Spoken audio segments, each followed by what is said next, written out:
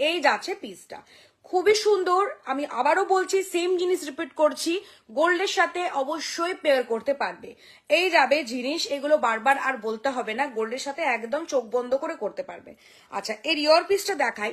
এই যে ফ্লাওয়ারটা রয়েছে, এক সেকেন্ড, এই যে ফ্লাওয়ারটা রয়েছে না, এই ফ্লাওয়ারের মধ্যে কিন্তু ইয়ার পিসটা যাচ্ছে।